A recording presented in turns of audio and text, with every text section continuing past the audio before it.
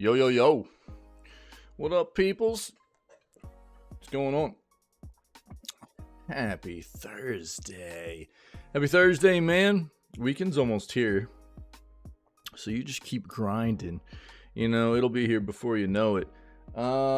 We got video gaming news for today. And then it'll be more Dragon's Dogma 2. So, we have my vacation coming up. I'm taking some time off. That starts on Saturday. The stream will be down for roughly a week. About that. So, be prepared for the fact that starting this Saturday through probably next Saturday, there will not be any streaming content. When we get back, we're going to start playing some or trying early access No Rest for the Wicked. Doesn't mean we're going to be finished with Dragon's Dogma 2, but that's kind of the plan. I want to see what early access No Rest for the Wicked feels like. And we'll probably see how much of that we play, as well as trying to finish up Dragon's Dogma 2 before we run into having to take a little bit of time off in May that I have scheduled, as well as playing Ghost of Tsushima on release for PC. Cool. So that's the plan, man. Hope everybody's week's going well. I hope your day's going well. It's time to do what we do, man. We got to get in here. We got to start doing some video gaming news for today, April 11th, before we can dive into day 16 of our playthrough of Dragon's Dogma 2. So, I guess let's go ahead and do what we do, man. Let's dive in here and see what's going on in the world of video games. Let's do it. Let's go. Come on, come with me. Let's go.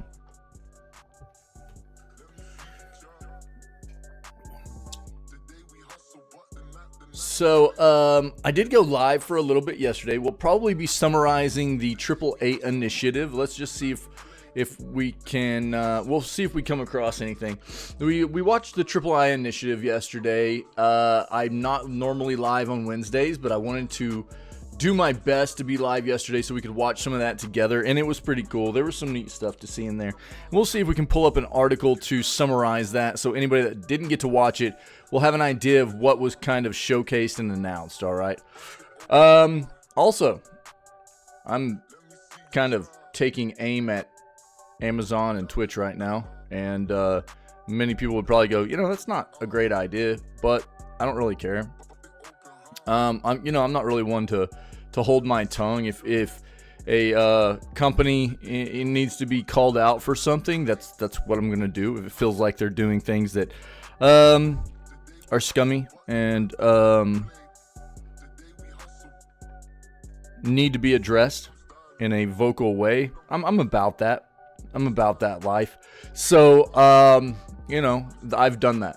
I talked about this recently. I was pretty heated about this through the end of last week into the beginning of this week. We found out that Twitch was removing watch parties. That really, because today actually we were supposed to be starting our own watch party of hanging out and watching Fallout all day together. And I don't want to get on a rant or anything. I've done enough of that.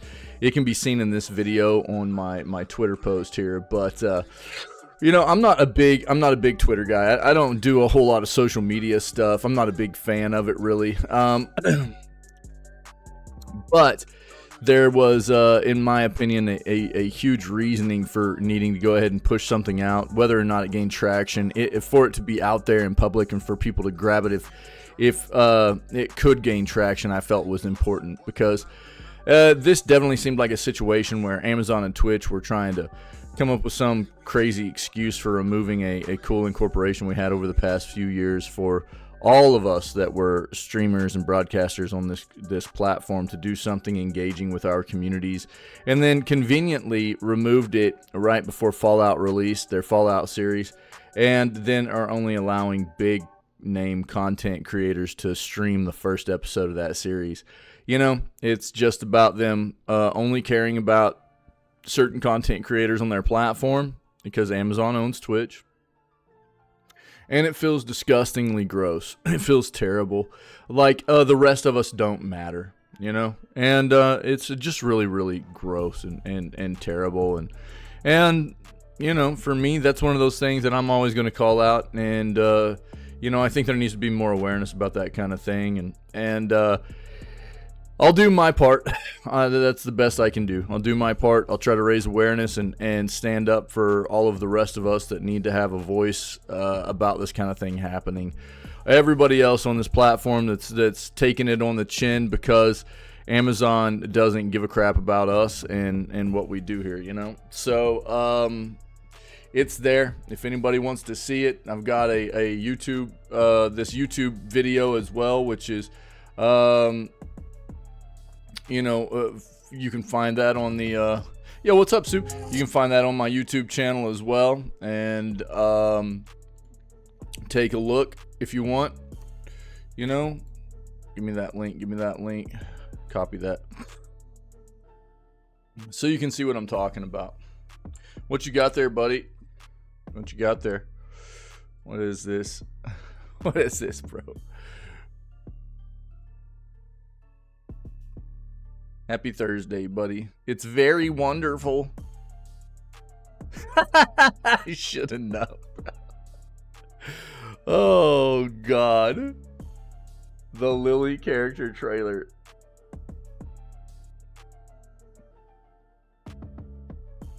How long is this? 40 seconds? We'll take a look at it, dude.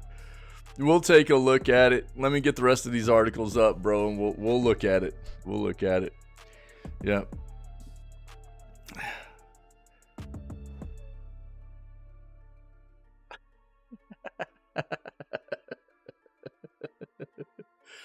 I mean, you know, it feels like they're exploiting children. You know what I mean? My Xbox. What are you talking about? Why are you already throwing shade, dude? Why are you already throwing shade out here, dog? What's going on? Already with the violence, dude. What's going on? Let's get that mic somewhere better. Let's try that. Let's try that.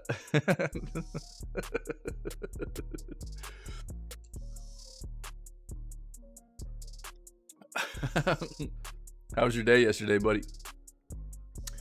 All right, let's go with the news. Let's see what we got.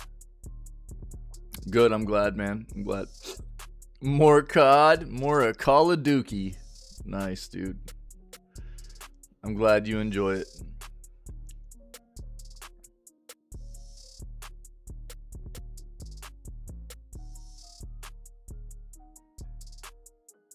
I mean, it's funny. It's funny, you know, that you talk so much trash about Xbox whenever you love Call of Duty so much, and that's an Xbox game, you know.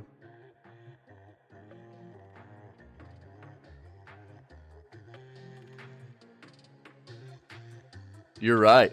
That's also an Xbox game that's on PlayStation, and it's an Xbox game that you love.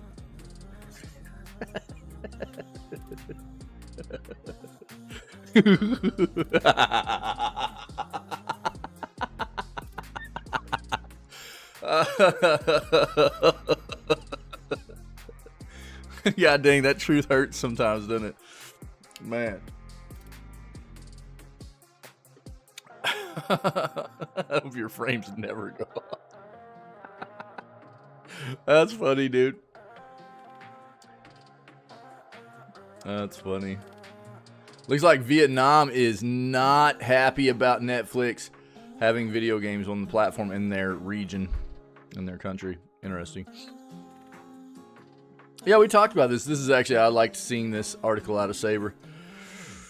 Yep. Makes a lot of sense to me. I've been vocal about that for quite some time.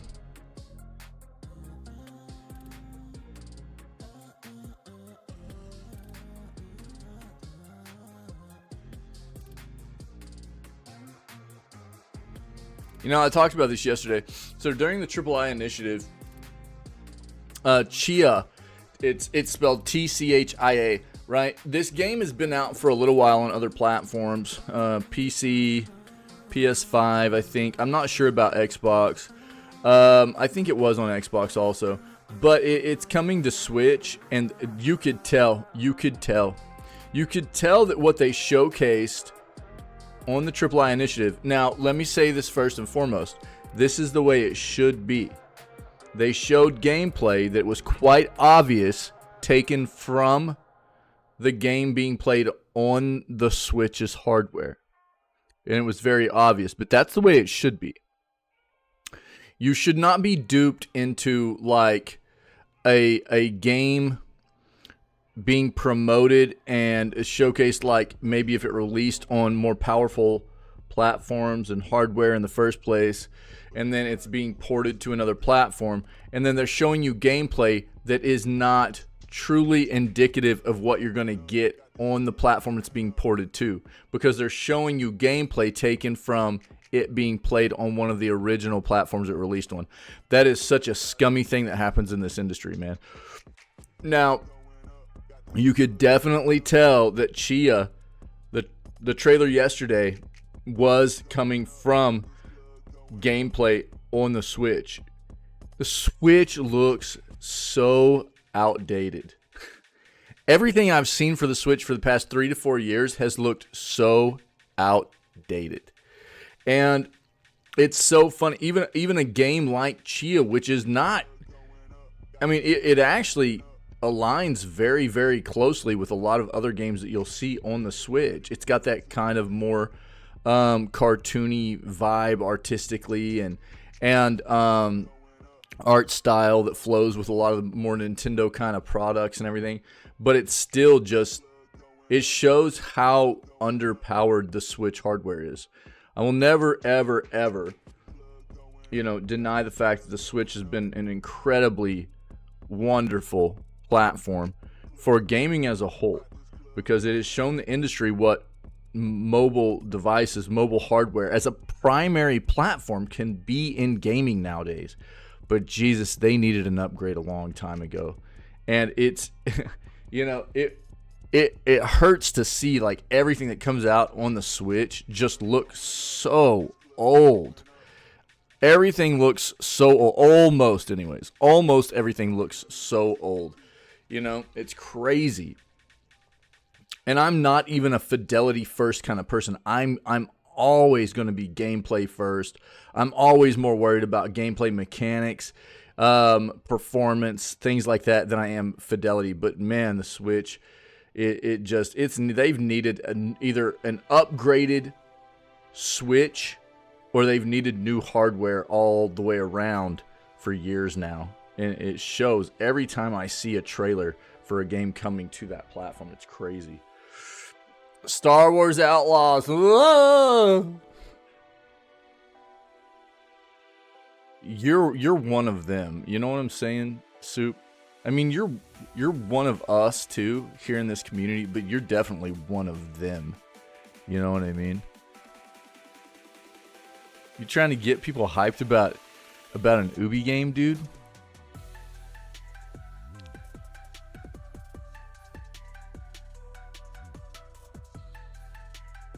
Excuse me?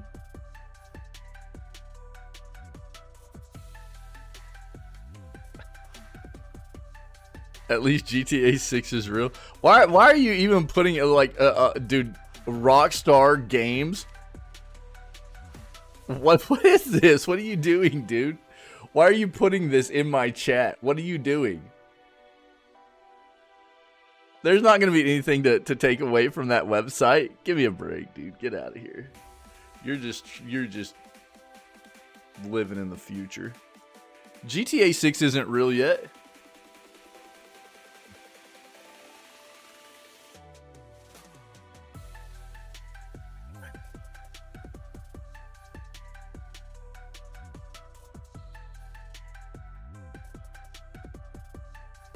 So did your Venti outfit, but I didn't see everybody trying to get at you for that. You know what I'm saying?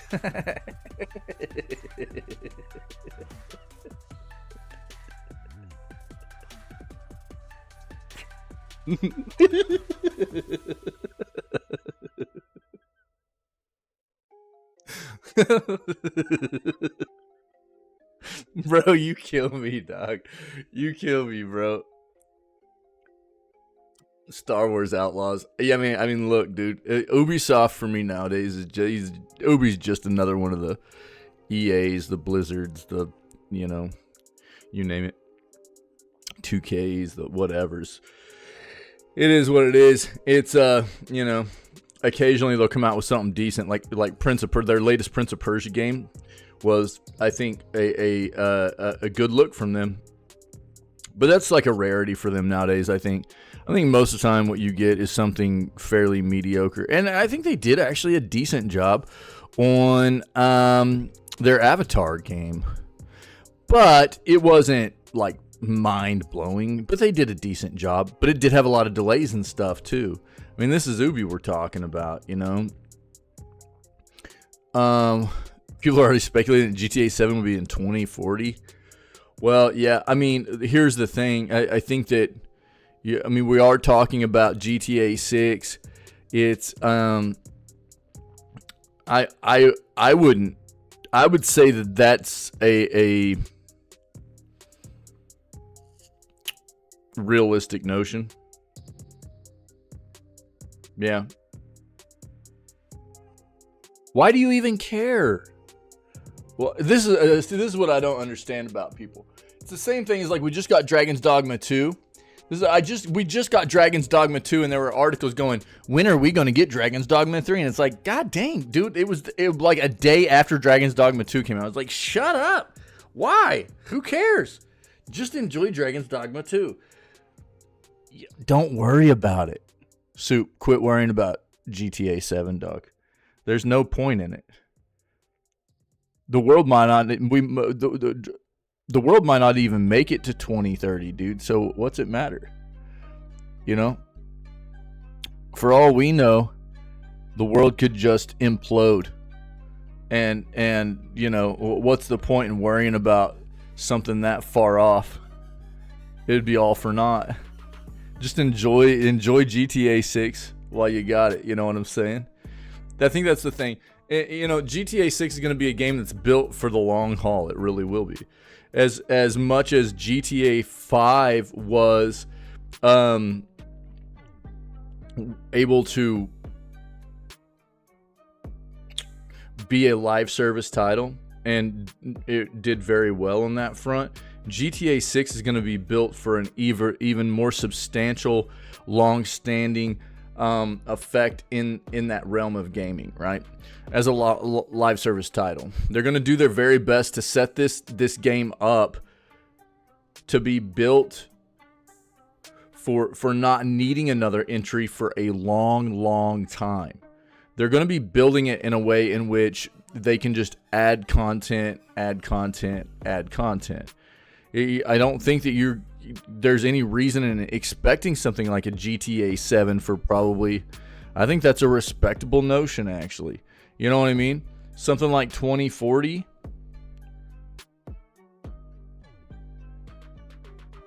I mean, if it comes before then cool. But I don't see any need in even speculating on something like that right now. Why? You don't know what technology is going to be at that point. Nobody knows what technology is exactly going to be at that point. Therefore, nobody knows exactly what gaming is going to be at that point. It doesn't matter. There's no point in speculating on it.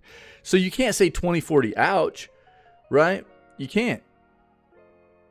I'm the one in control. You just can't. There's just no point in it, man. There's just no point in it. You need to come back closer to present times. You know what I mean? I'm going to try to pull you back a little bit. You're talking about GTA 7 when we don't even have 6 yet, right? Why? It doesn't make sense, dog. It doesn't make sense. That's fine. I mean, just living in the premise of the future of wanting GTA 6 and a PS6 so much is living far enough in the future. Stay out of that whole GTA 7 crap, dude. There's no point in living that far in the future, man. There's just not. You're going to drive yourself crazy, dude. Yeah. Get back in here with us a little bit closer to where we're at right now. You know what I mean?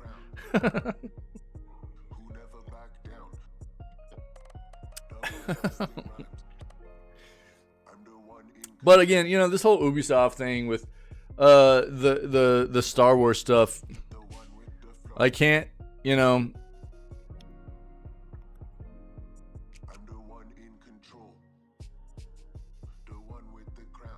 What's the percentage of games that have come out from Ubisoft over the past probably 8 to 10 years that were considered bangers? You know, of all the games that Ubi has released, what's the percentage of games that would be considered bangers out of Ubisoft? You know, I mean, that's going to vary from person to person, but it's not a lot. You know, it's not a lot. I'm saying of all the games they've released. Yep.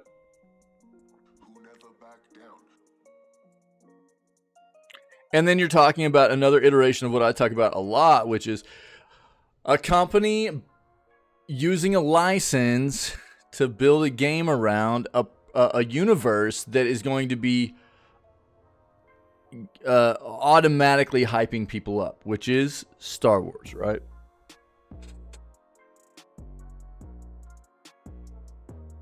So I'm always going to be a bit skeptical, especially when it's a company like Ubi, that we've got somebody running that company like Yves Guillemot, who goes, oh, well, you know, Skull and Bones is a quadruple A game. And look, man, I'm sorry. Anybody that's running a company that is quoted as saying things like, it deserves a $70 price tag because it's quadruple A, and it was quite easy to see through that whole charade. We all knew why he was saying that. You know, those kinds of people are not trustworthy because they're not telling us the truth. We all knew why they were putting a $70 price tag on that game. They were trying to recoup their losses. We all knew that game wasn't going to be fantastic on release, right? They're trying to recoup their losses of having a game in development for 10 years and, you know, a game that delayed 8, 9, 10 times. Yeah, no worries, buddy. And so, I mean, how much do you trust a game coming out underneath a company that's owned and run by somebody like Yves Guillemot? You know? Come on, man. Get wrecked.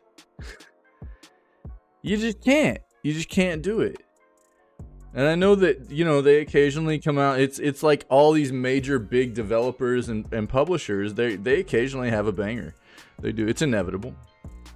They have way too many games that they develop and publish all the time to not have one, you know, kind of, you know, not dig out a diamond every once in a while, you know. And it's not like every game they produce is terrible, but it's not all, you know, even close to being high quality content either. So my expectations for something like, you know, Star Wars Outlaws is, be careful buying into the hype of something just because it's Star Wars. We talk about it all the time. I don't care if it's Star Wars. I don't care if it's Lord of the Rings. You know, it doesn't matter what universe it is. Warhammer. A lot of these Dungeons and Dragons. A lot of these companies will you know, license these kinds of universes, these franchises out and build a game around it because first and foremost, they know a lot of people will just buy it based off of the hype of being fans of those universes. So I think people have to be careful. I always hope every game is good, but that's not the reality we live in. And I think people need to be a little bit standoffish about something like Star Wars Outlaws until we see what they're actually bringing to the table. Because the reality of the situation is, it is Ubisoft. It's not a company that anybody should fully be trusting for their game releases. And it's just another example of a company quite possibly using a very, very popular franchise to get people to buy into the hype. It's a tried and true mechanic in this industry. I hope the game's a banger, but you know, I doubt it. I hope so, but I doubt it.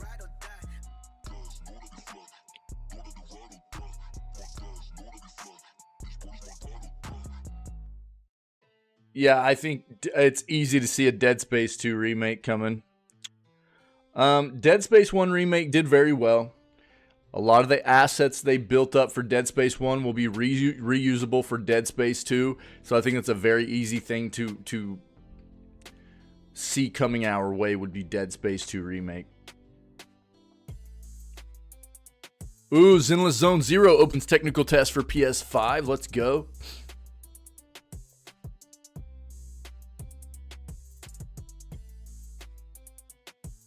Looks like Microsoft and NetEase are finally set to relaunch Warcraft and other Blizzard games in China.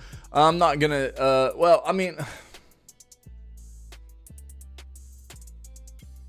I'm not gonna dive into this. We already know what's going on here. We've covered this before. If you don't recall, I'll just TLDR this for you, okay? Basically what happened was, before Blizzard got purchased in full by Microsoft, Blizzard went through this situation where they apparently didn't want to pay NetEase to publish their games in China anymore. And so what Blizzard did was basically slap NetEase in the face and go, well, hey, can you just do an extension on our deal till we find somebody else to take your place? And NetEase was like, what? No, we can't. Get wrecked. And so NetEase just let Blizzard basically no longer have a publisher in China. And so, which is huge for Blizzard, by the way. For those that don't know, Blizzard has a huge player base in China for a lot of their games. And NetEase, you know, I mean, honestly, did what they should have done there. It was pretty gross to see what Blizzard tried to do to them. And after, you know, obviously NetEase got big first and foremost because of Blizzard. Let's be fair here. That is what happened. NetEase got big because Blizzard contracted them to be their publisher in China, right? And so they've been doing work for Blizzard for a long time, and then Blizzard tried to treat them like trash. And NetEase said, no, it's not going to happen, and basically get wrecked. So then what happened was Blizzard couldn't find another publisher to do their bidding, their publishing in China, and all of their Blizzard games basically could not be published in China anymore. Well, after Microsoft bought Blizzard, Microsoft got back into negotiations with NetEase. They've basically mended that relationship. NetEase is going to be publishing games for Blizzard and Microsoft mainly because now Microsoft owns Blizzard in China. So now Blizzard games will be able to be published in China again. That's the TLDR. Give me one moment. I'll be right back.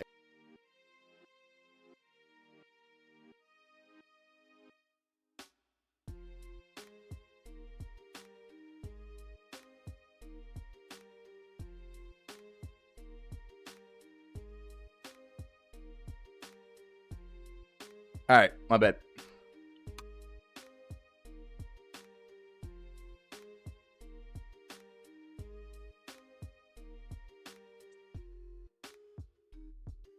I am sorry, but BAFTA Game Awards, I'll not be putting any stock into any BAFTA Game Awards after seeing what happened with their awards given out for the most iconic video game characters. What a absolute fiasco.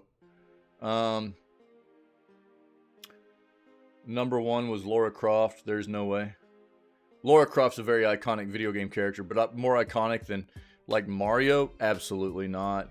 Number two was Agent 47 out of the Hitman series. Are you kidding me?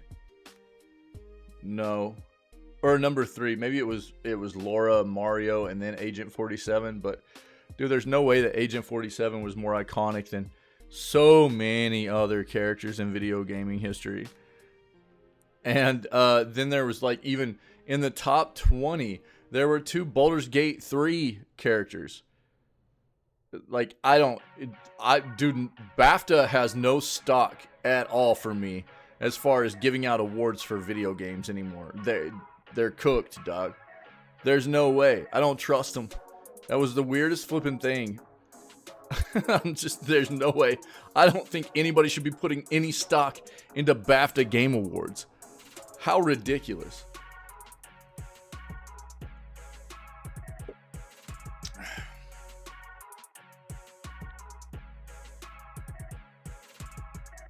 Video game subscriptions continue to get more expensive as EA Play gets a price increase.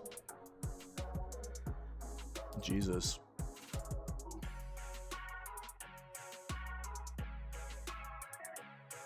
Yeah. We got a quick look yesterday during the III initiative of Pocket Pair, the developer behind Pal World, showing off just a quick glimpse at the PvP arena stuff they're adding to the game. You're such a hater, dude. Yo, you need to go get rid of your haterade and just grab some nice quality H2O. Alright? I should have told you to do that while you were grabbing your noodles. Alright? But you might want to reconsider. No, you're definitely drinking haterade. That's for sure. Why do you hate Pal World so much? Explain that one to me. What makes you hate Pal World so much? Just because I liked it? I think that's the only reason, honestly. I think you just like to hate on everything that I like.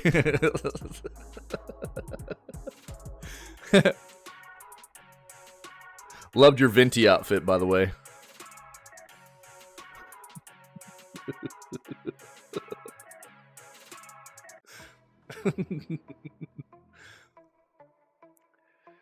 This $15 Steam game is a must-buy for Zelda fans. Ooh, Ferret might like that. Maybe Cash, too. Pal World is a survival game.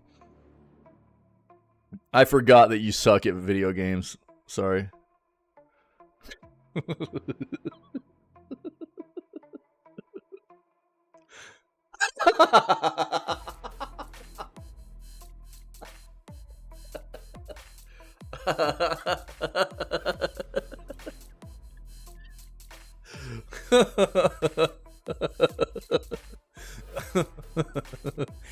These survival games are too hard, Dad.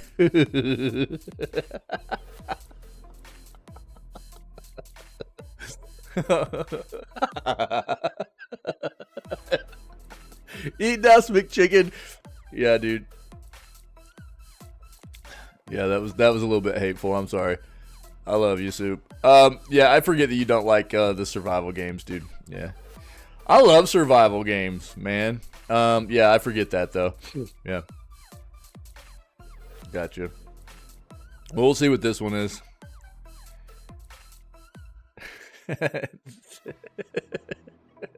You're funny, bro. Oh, man. Gross. Diablo Immortal. Yeah.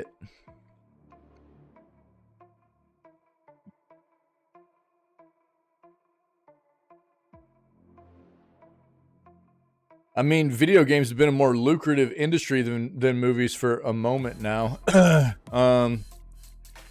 For a minute they have been. I think the thing that I'm just not a real big fan of is that we're seeing too much of some of these studios and directors and stuff wanting to make video games too much like a movie. It weirds me out. Debt's done. Let's go, buddy. I'd love to hear it. Cool cat, baby. Cool cat. Glitch cat. Just a small time financer? Let's go. All right, dude. All right. Nice, dude. Nice. Your chair does look dope. I like your new chair. I want one. But I need an orange one, dude. Best trailers from the III Indie Game Showcase. There we go. That's what I was looking for. Let's go.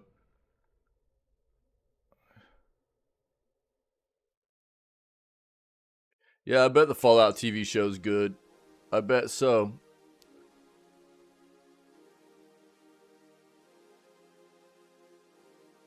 See something. 1 second.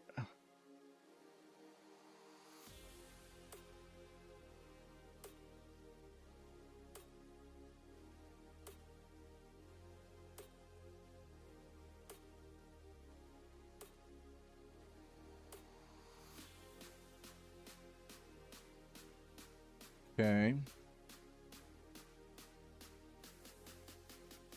Okay. Sorry, guys.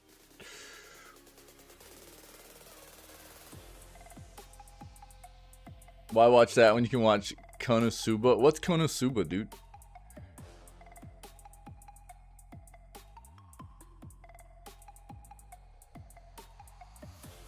Google it. Is it like anime manga stuff? Explosion. I'm kind of worried about Googling it now.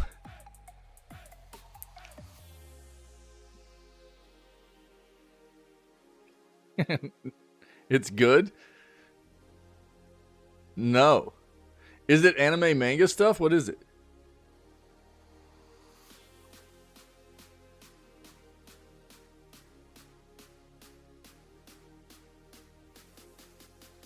Hold on.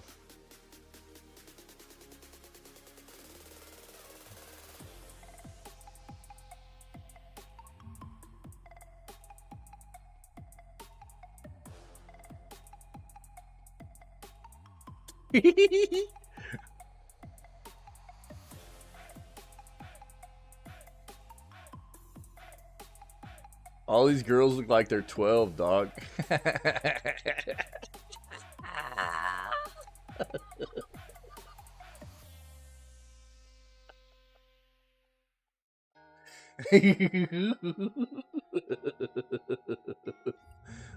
Bro. Hold on. No wonder you like this show, dude.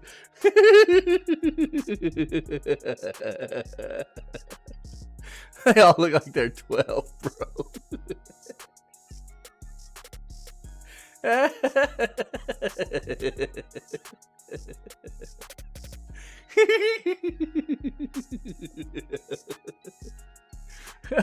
He said they're not. I'm just messing with you, bro.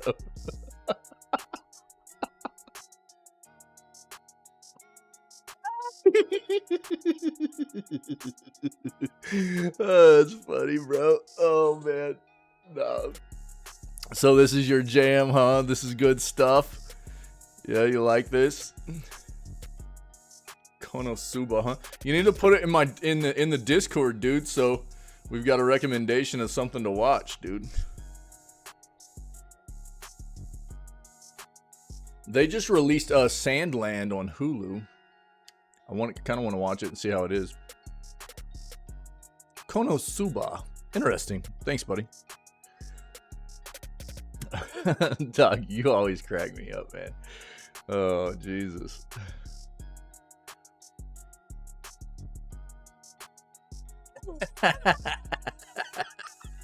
Yeah, dude. Yeah. Yep. I'll try it. I'm not gonna promise I'll stick with it. You know what I mean? What's the premise behind it, dude? And I think we do have his description. Can we take that? Let's take his description.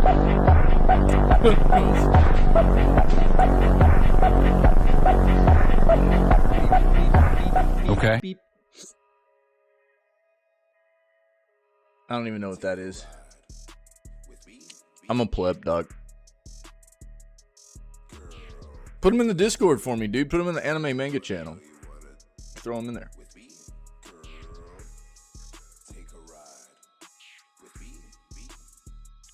I'm so pissed we're not watching Fallout today. Yeah, there's a we're gonna be covering this. Do you love your mom and her 2-hit multi-target? What? That's the name of it? God dang. That's a mouthful, dude.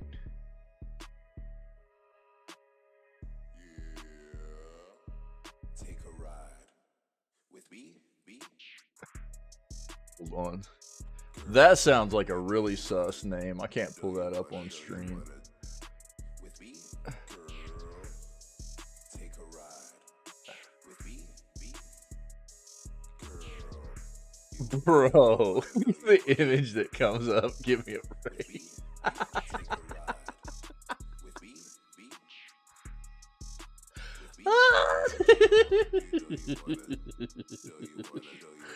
Oh, Jesus Christ. Take a ride. Yeah, okay.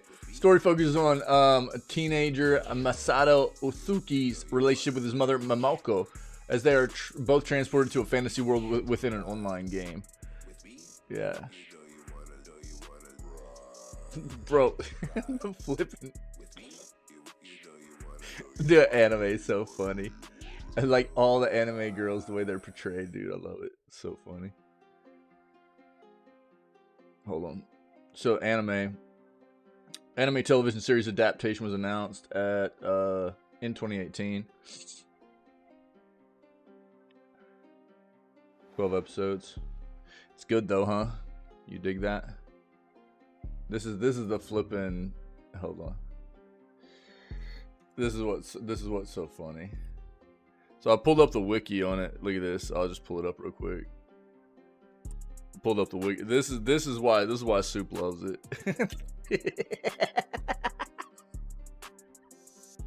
This is why Soup loves it, Doc.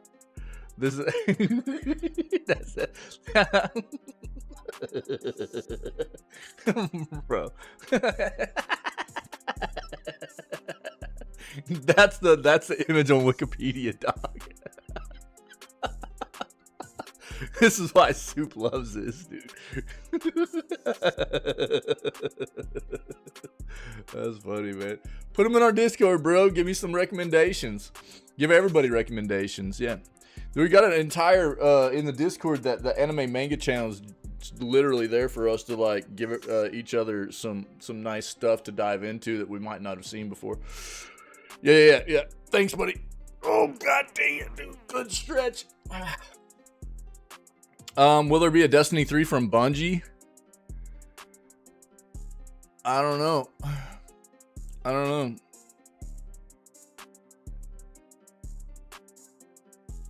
think there's a lot of speculation around that right now.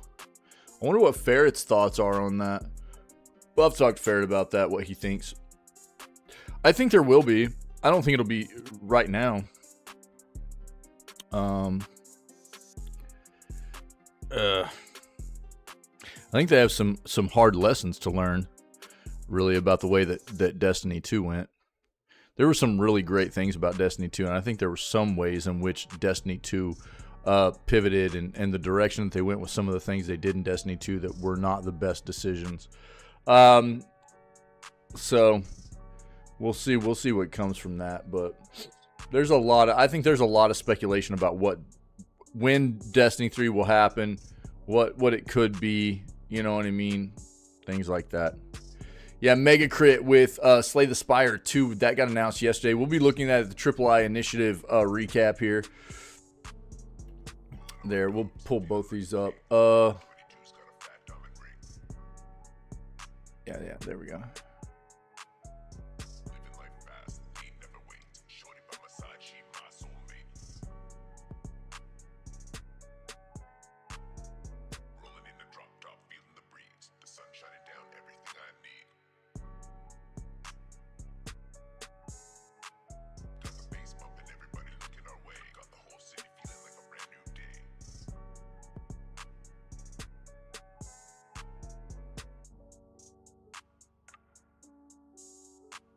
Yeah. EA is still working on Iron Man and their Black Panther game. They'll probably be mediocre at best, unfortunately.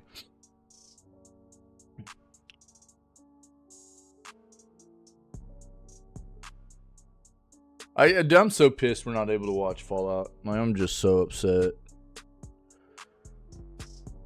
It makes me so mad. And we had talked on about potentially being able to just have me stream and not show it on stream. The Fallout series, we could stream it in Discord and watch it together while I just streamed, and we all hung out together and stuff. But I just haven't had time to get it all set up to see if we could potentially get that going. As I wasn't prepared to do that in the first place, this all kind of happened fairly quickly for me here. I've got, this vacation I'm trying to get prepared for and everything too. Yesterday was stupid. I didn't even get my content done yesterday that I normally get done with highlighting all my VODs out and stuff. Yesterday was incredibly busy, so unfortunately that's, not going to happen today. And I don't know. It just sucks that our plans for being able to watch party this and watch Fallout together today and tomorrow have just totally been wrecked because Amazon and Twitch are, greedy ass corporations that only care about a few large streamers. It sucks.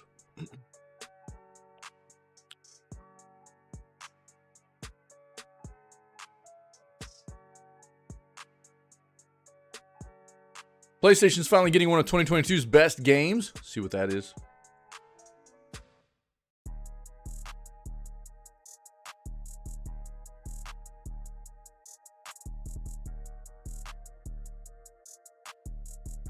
Oh, yo, hey, Soup, let me ask you this. So you play Call of Duty on PlayStation, huh?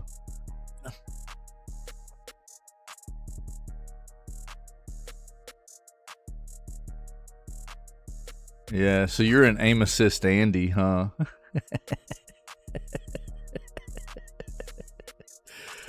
Soup's an aim assist Andy, dude. Oh yeah, you are, dude. Yeah, you are. You play on controller, dog. Yeah, you play on controller. You're an aim assist Andy, dude. Everybody knows that a controller is the best thing to use in Call of Duty because the aim assist is incredibly overpowered, man.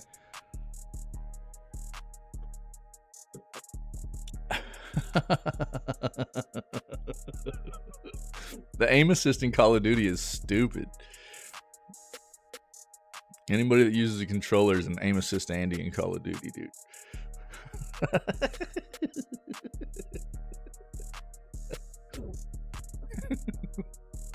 What it's in, bro.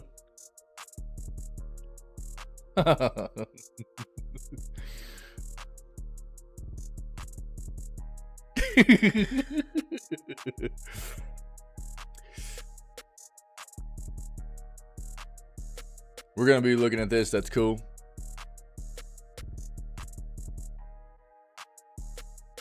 Yeah.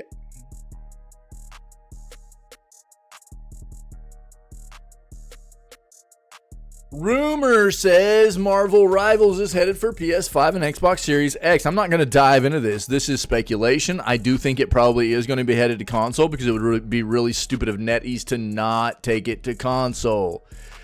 We know that right now it's just being announced as a PC title, but it would be really, really stupid of them to not put it on major platforms across the board, right? It looks like it's going to be a cool game. Looks can be deceiving, but Marvel Rivals does look pretty dope right now. And we'll have to see how that plays out as it moves forward, closer to release and stuff like that. But, I mean, you would expect this to be hitting major consoles as well. And that's what I'm expecting.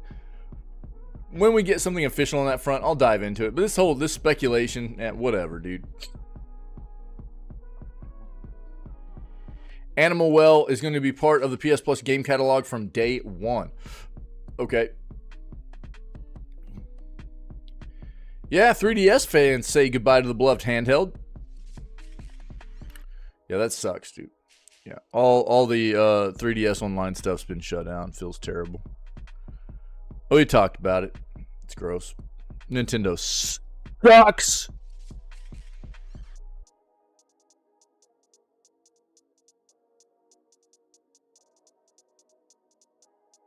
Hey, dude. Nice. Poggers, dude, you can hear. That's great. Love to hear it. I'm an idiot. What's up, dude? Happy Thursday.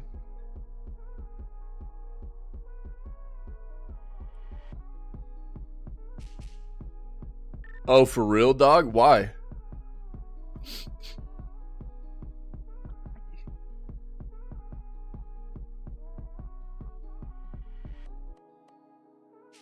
We'll go one more page here. Just because you've actually had to work? Brother, tell me that's what you're telling me.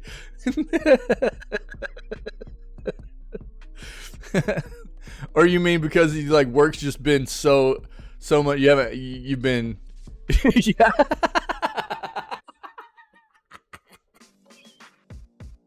Doc, that's too funny, dude. Bro. That's flipping hilarious. Oh my god. Yeah, that sucks, dude. Yeah, agreed. Yeah, that sucks. Stellar Blade devs tell grinding players to go easy on the demo. Interesting. Like, can you imagine? Yeah. How dare they, dude? How dare they? Yeah. That's so funny, bro. Oh, Jesus. What level are you in Dragon's Dogma now, bro? Like 60? Or you been playing more lethal?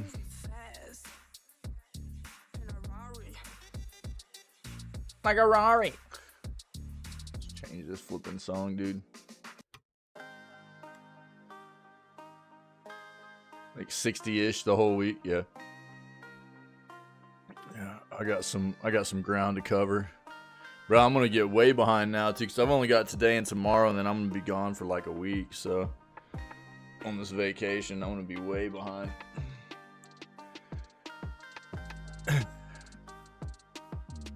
Oh yeah, mostly editing, sleeping, only collecting tokens in DD2. Yeah, nice. Yeah.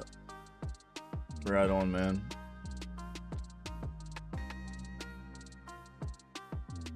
Yeah, I was I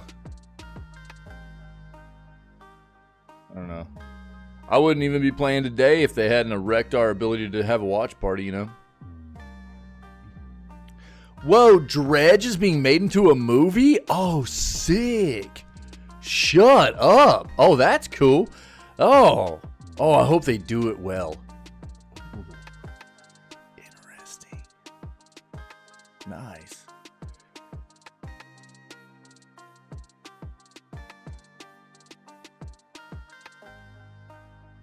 Yeah, apparently Fallout's really, really good, too.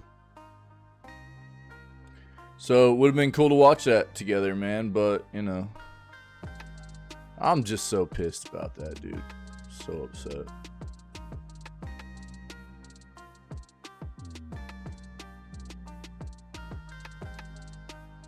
Alright, let's stick with this stuff. Let's stick with this.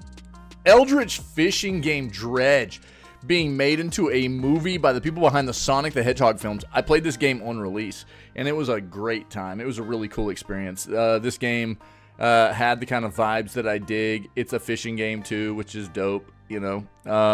And this is, I can see this game having a cool premise for a movie.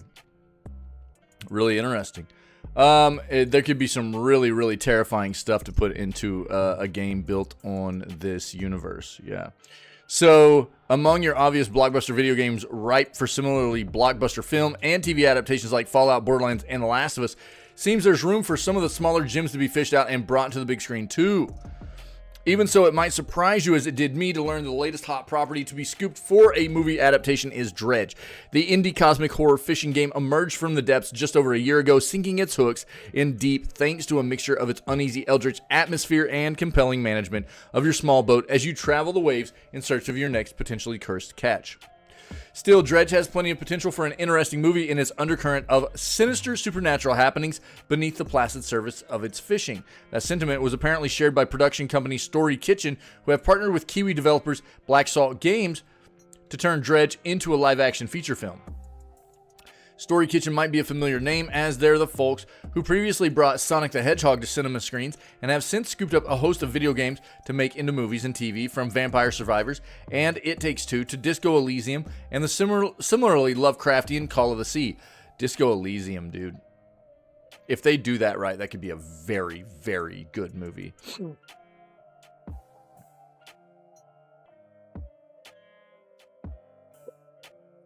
Yeah, Pinky. Yo, what's this? What is this, dude? I'll look at this in a second.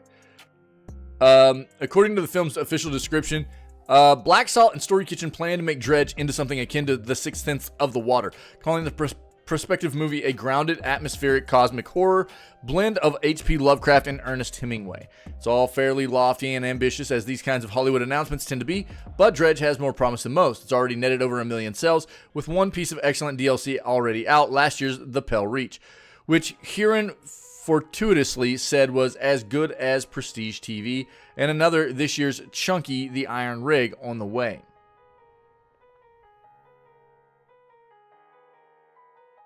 No word on when we might see or hear more of the Dredge movie yet, but perhaps I'll delve into the lore behind the stray dog you rescue, who happens to be an invincible super being. It will dive into it. Interesting.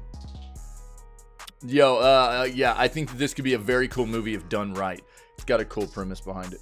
Interesting. What is this? Oh, yeah, we already knew this. Yep. Thank you, though, buddy. Appreciate it. Just about the Call of Duty stuff, though. We kind of heard some stuff about that. They're talking about Call of Duty being announced. They're talking about Gears of War. What was the other one? Halo stuff. That's what we've heard already. Yeah. So we did know, kind of know this already. And as we get closer and closer, I mean, we're only 2 months away right now from Summer Showcase stuff. There'll be PlayStation stuff at the end of May. Usually it's right at the end of May, there'll be PlayStation stuff. And then into June is where we start getting all the Summer Showcase. Summer Games Fest. There'll be big showcases for all the big developers and publishers, and we're already starting to hear information about what we can expect to see from some of them, like Xbox and Microsoft, right? So thank you very much, Super. I appreciate it, buddy. We'd seen that kind of earlier in the week.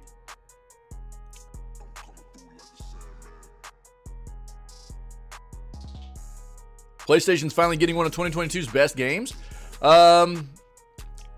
Developers confirm a very popular game will finally be releasing for PS4 and 5, along with new DLC. What is this? Yeah, this is kind of what we saw yesterday in the III Initiative stuff. This is for Vampire Survivors.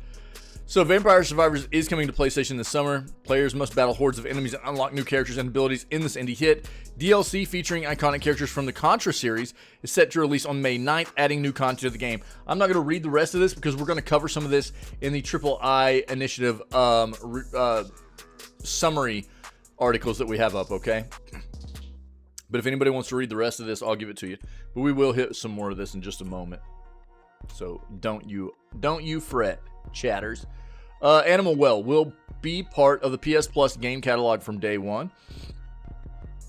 Sony revealed the batch of video games that will come to PS Plus Premium and Extras game catalog over the next month. The headliners are 3 new day one additions to the service, including the already confirmed Tales of Kenzura Zhao and Dave the Diver, as well as Animal Well.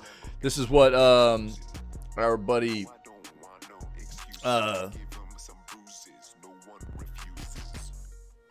Gamer was talking to me yesterday about in saying that Dave was coming to PlayStation, yesterday in the Discord.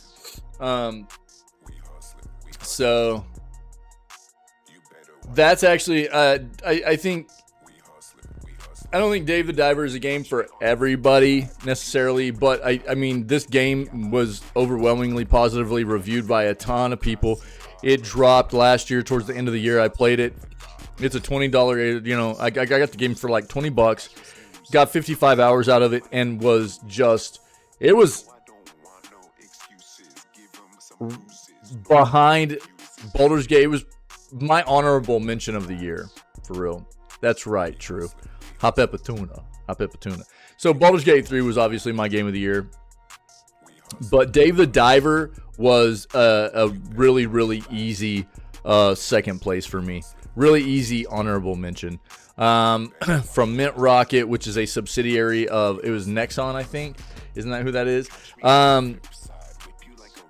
But Mint Rocket's this little team they set up, like kind of as like a side team that they don't really mess with and stuff. And they built this beautiful, beautiful game of Dave the Diver. It's hilarious.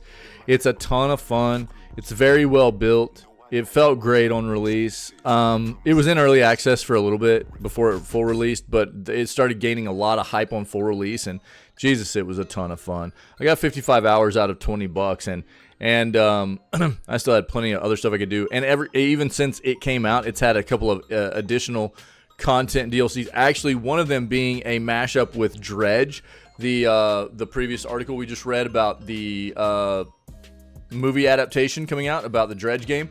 They've done a mashup with that, as well as Godzilla too. So there's even more content for Dave the Diver now. And if people are purely PlayStation players that haven't played this game, I cannot recommend it enough. It's so good.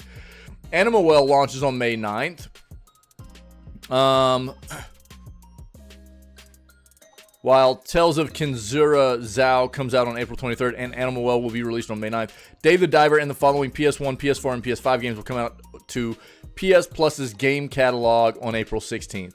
So the following games are going to be on April 16th along with Dave the Diver. Construction Simulator, Deliver Us to Mars, Lego Marvel's Avengers, Miasma Chronicles, Noor, Play With Your Food, Oddballers, Raji, an Ancient Epic, Stray Blade, The Crew 2, Lego Ninjago Movie Video Game, Alone in the Dark, The New Nightmare, Star Wars Rebel Assault 2, The Hidden Empire, and Medieval. The following games will be leaving PS Plus on April 15th. Bassmaster Fishing, Chicken Police Paint It Red, Dangerous Golf, Everspace, Fighting EX Layer, Ghostbusters the Video Game Remastered, Gunvolt Chronicles, Luminous Avenger, that's going to be 9. Necromunda, Underhive Wars, Real Fishing, Road Trip Adventure, R-Type Final 2, and Soul Calibur 6. Cool. How are you, True? What up, friendo? What it do, yo? Here you go, guys. If you need that list, if you're a PS Pluser, there you go. Here you go. Here's some of your copium soup. Stellar Blade devs tell grinding players, go easy on the demo. Dorks.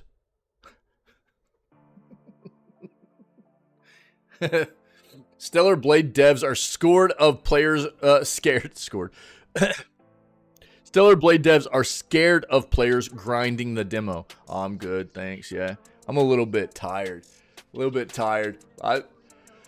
Yesterday was busy, dude.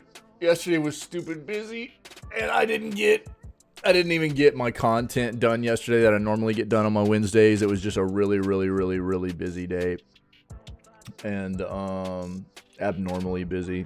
Lots of appointments, a lot of life stuff going on, and so just kind of worn out, you know. And we're trying to get prepared for this vacation coming up starting on Saturday. You know, we're gonna be traveling and everything, so we're trying to get ready for that. It's just, life feels kind of hectic right now, you know. And I have to apologize because, you know, we were talking the other day about potentially trying to set up a way which we could, you know, get a just Discord watch party going for the Fallout stuff, and me just streaming without having it up, so we could still hang out together and watch it in Discord, and just me not have it up on the stream or whatever. I just haven't had time to look into it. It sucks that this all kind of happened so fast right here at the the moment that Fallout was supposed to be coming out, and I just haven't had time to look into an alternate way for us to be able to get this stuff done. So I'm just gonna have to play games today and tomorrow. It's a weird, like, perfect storm of them doing this under the radar to us, me not having time to figure out a way to get this other stuff done with the limited amount of time I have on the back end, you know. So it sucks. I would just tell everybody, if you want to try and watch Party It together in the Discord, like while I'm gone or whatever, then by all means, you know, I mean, you guys go for that. Pinky can be a resource. I know Pinky has a lot more knowledge about how to do stuff like that in the Discord than I do. And I would say just otherwise just watch it. You know, it's supposed to be very good. It feels so bad. I mean, I'm going to talk about it a little bit towards the end of the news segment. I made a post yesterday on Twitter, basically calling out both Amazon and Twitch, and I put a video in there and everything. It was like, you know, calling them out. You can see the video right here. I'll share the link if you guys want.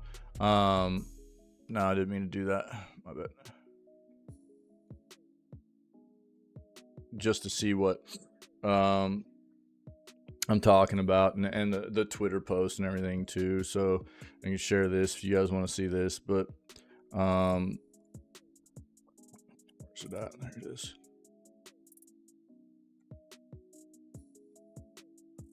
I'll talk about this here in a little bit, but this is one of the things I did get done content-wise yesterday because it was very important to me. I think, you know, these companies doing this kind of stuff feels really gross to me, and I'm not a big Twitter user. You know, I don't have a huge social media following or anything, and it's because I'm not a big social media person. I don't like social media a whole lot. I think it's kind of gross in a lot of ways, and so I don't use it other than mainly pushing out announcements for the stream quite often and stuff like that, or unless I find something that I feel like's, you know, definitely important and worth pushing out and seeing if, you know, hopefully people will grab onto it a little bit or whatever. And that this whole like Amazon Twitch thing, I don't have a tweeter. This felt important enough to me to go, you know, it's worth me putting a little bit of time and effort into this to get a post in and make a video about this and push it out so that, you know, at least I can say I've done my part to raise awareness about these companies crushing us smaller content creators, us smaller communities and stuff, you know, and only caring about the larger ones. So I can't do much more than that. But at least, you know, I can say I've done my part, you know. But we'll talk about it. But it does suck, and I would just say, you know, go ahead and watch it. You know, watch it and enjoy it. It sucks we're not going to be able to enjoy it together. But, I mean, our hands are really tied, really, when it comes to that. I mean, unless everybody was going to be on the same page and be like, yo, let's just wait until OA gets back and we'll figure it out then and we'll watch it together then I'll wait. I won't watch it. I'll wait and watch it with you guys if that's the case. If you guys really wanted to do something like that, then I'll wait and we'll figure it out. But I don't want people to have to wait, because I mean, I'm going to be gone for a week, and then it would take us more time on the back end to figure it out after I got back, you know. So I don't want people to feel like they need to do that either. But we can try to talk about that a little bit today. So, getting back into this, Stellar Blade devs tell grinding players to go easy on the demo. Soup, talking to you, buddy. Stellar Blade devs are scared of players grinding. Soup's literally got the demo up and just paused on a frame that just has a lily up, you know.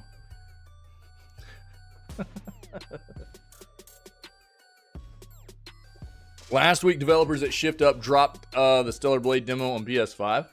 While the game isn't out until later this month, Stellar Blade's demo has drawn a positive reception from fans, setting the stage for what could be another hit in the first half of 2024. Additionally, if players finish the demo, they can skip the first few missions when they load up the full game.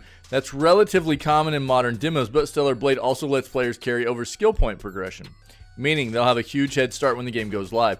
Some players have taken that to the extreme, and the developers are concerned. Quote, "We are so grateful for your love of our game. To enjoy the main game properly, though, please go easy on the demo. 50 plus hours of demo play. We're scared." Yeah, what? Shift Up posted the message above on Twitter today, essentially asking players to not spend as much time in the demo to keep the main game experience as they intended. By playing for upwards of 50 hours, grinding out skill points, players won't get the developer's original intention for combat because they'll be immediately overpowered. Of course, if that's how you want to play, it's your gameplay experience. Some players might want that extra bump to bring down the difficulty, but it's important to remember, you're not playing Stellar Blade the way the developers intended. I don't understand people that enjoy this. People that just want to melt a game, you know what I mean? And not enjoy the way the game was developed and meant to be played in the first place. I understand, like, if you're talking about, like, speed running a game after you've played it a few times or whatever and enjoyed that experience, dude, I totally get that. But for somebody to spend 50 hours in a demo where they've never played the base game, they've never played the full release, and they're just trying to get as overpowered as possible to just melt the game before they've ever experienced it, what a weird way to skew your experience. I don't know. I mean, that's just me though. I just don't understand it. It doesn't appeal to me at all. It's weird to me. It's also worth noting that you're only exploring a very early stage in Stellar Blade. It's highly likely you'll quickly find much better spots for farming as soon as the full game unlocks. If you could wait a few weeks and get the same amount of skill points in a few hours that you'd get from grinding dozens of hours, is it really worth it? Ultimately, that's up to you, but the developers are likely correct that grinding out the demo isn't going to be worth it in the grand scheme of things. Releases on April 26th, as we know very well, because Soup doesn't let us go a day without talking about Stellar Blade or GTA 6 or GTA 7 for that matter. Melting NPCs is so satisfying though. I guess.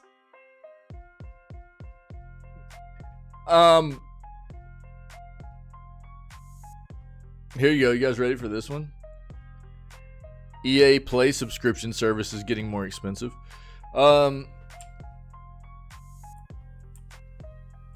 So video game subscriptions continue to get more expensive as EA Play goes up.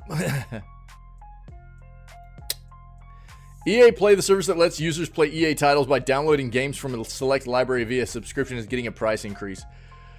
EA announced the price for all tiers of EA Play will be going on up. The basic plan, which allows you to select games from a vault along with limited early access to new titles, will be increasing by $1 to $6 a month.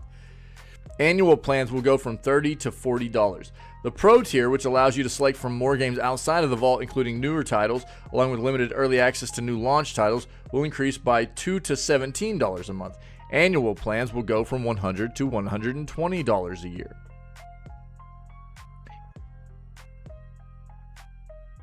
Currently there is no noted changes to access via Game Pass, but Microsoft introduced a Game Pass price increase last year already. Here's the difference. I think, well, I'll talk about this. On the flip side, Sony also introduced a hefty price increase to PS Plus last year as well. Along with the gaming industry seeing price increases, nearly all movie streaming services saw price increases, along with a crackdown on password sharing last year too, with more increases rumored for this year. With all of these price adjustments, it just makes me happy to be an old school gamer that prefers physical copies of my games, especially when the initial paywall to get a game is met by live service titles asking for even more money. I agree with that. I think, one of the things we've talked about here lately too is it's not only just price hikes, it's also like, yo, we're raising prices plus you're getting ads and everything now. It's like, Jesus Christ, And they're like, oh, and if you don't want ads, then you need to pay even more. Then we're already raising the price of the tier you're already in. It's like, Jesus. It's getting really, really nasty. Here's the thing I also want to point out here, though. Game Pass, they want to talk about Game Pass raised their subscription service price this year. Game Pass has been out since, 2017, though, I think? It'd been out for a good, 7 years or so, something like that. And it was the first time they had raised their prices. Okay, so with the services they offer, how long that service has been out, does it feel good? No, it doesn't.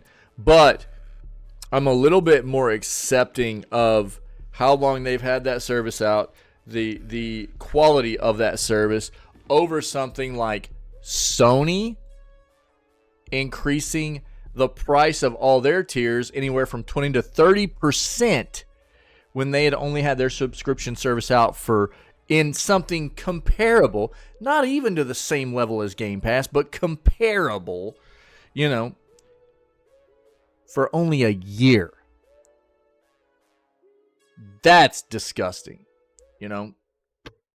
But, you know, the final paragraph here on all of this, I think, is appropriate. I mean, I even talked about, I was like, dude, let's just bring back, like, movie rental places, you know, video game rental shops or whatever. What's the point in all this subscription service crap anymore? It's literally just turning into what we were trying to get away from in the first place, you know.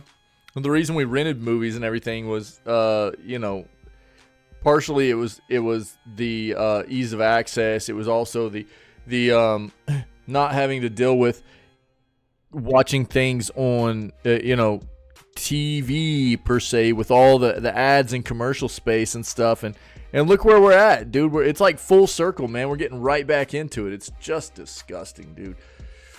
What are you saying, Pingy? The glowing hot knife versus... Oh, yeah. Yeah. Developer revealed PvP mode to be added to Pal World later this year. So, here's the thing. Well, let's do this real quick. We should have watched this with Stellar Blade. Let's watch this real quick. Soup. Yeah, I mean, where do you think I got this video from? Okay, so let's go. Soup wants us to watch this official trailer, character trailer for Lily. All right, so let's look at 40 seconds of Lily. They got this backwards. That's 12. Wait.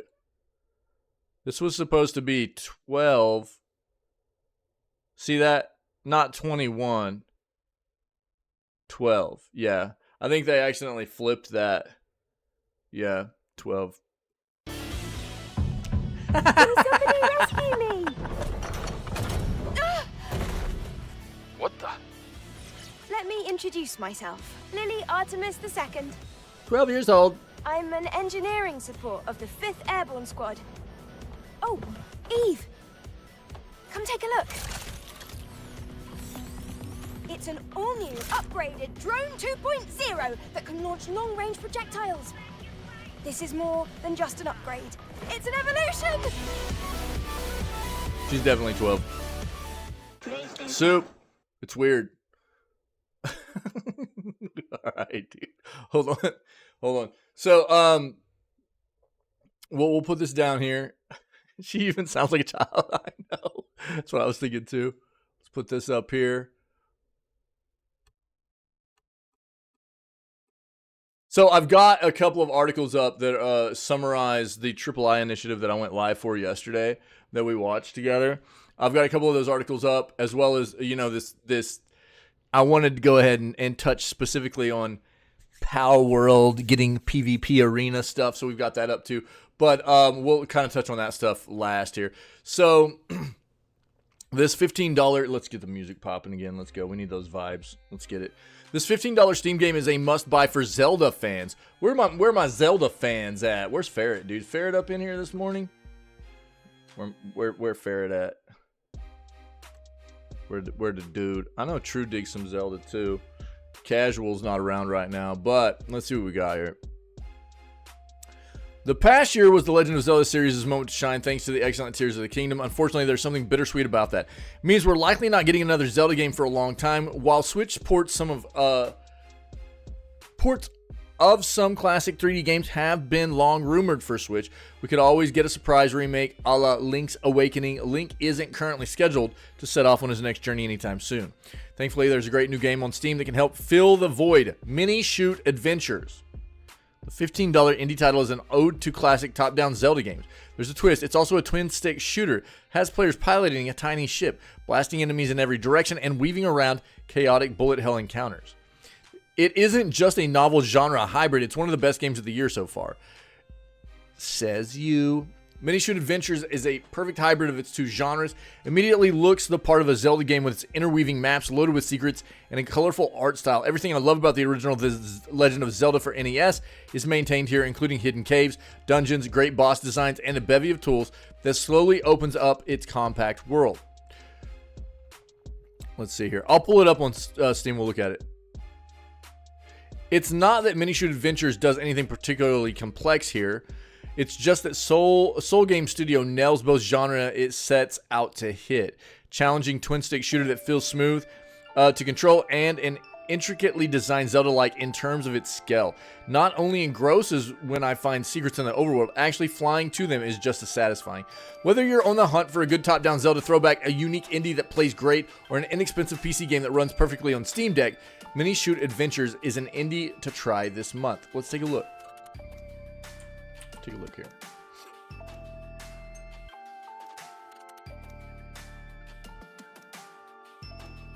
Oh, for real? This is all over Reddit? Is it really? Shut up, dude. For reals? Is that what this is?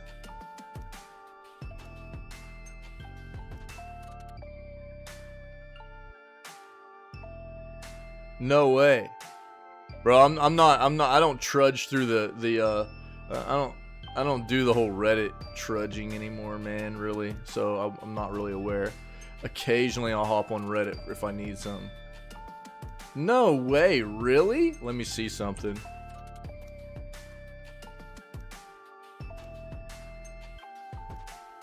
Just being heavily promoted right now, huh? That's weird. I'm gonna watch it anyways. Let's see this real quick. That's really odd.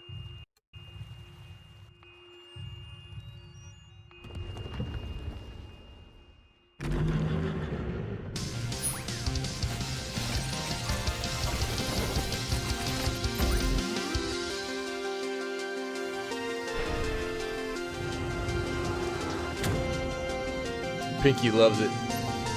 Pinky, this is what Pinky came here for.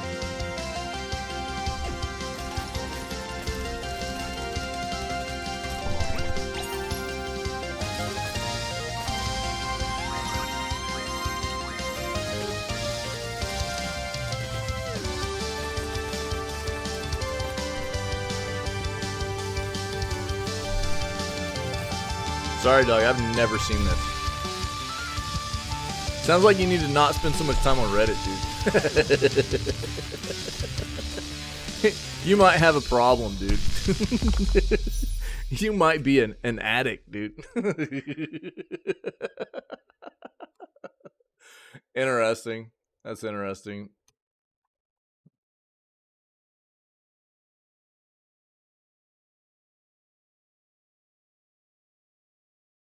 Where's the negative? Let me see the negatives on here. Hold on. Well, I want to see the negatives.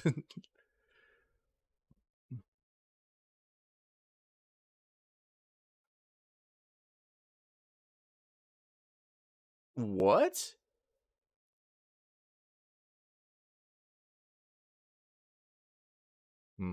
Interesting. If anybody's interested, I'll link it to you. I know Pinky wants this the most, so here, dude. There you go, Pinky. That's weird, dude. It's just all over Reddit, huh? It's interesting. Interesting. Who knew, man? Yo, this is a little bit of some. I'm actually interested in how this game's gonna be and feel. You know,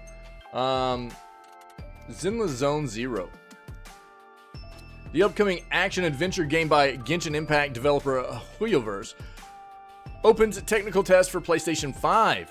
Yeah, so seems like Hoyoverse, the developer of popular games like Genshin Impact and Honkai Star Rail, gearing up for the console release of Zenless Zone Zero after announcing, or Triple Z, after announcing signups for the technical testing for the game on PS5 on Wednesday, 10 April.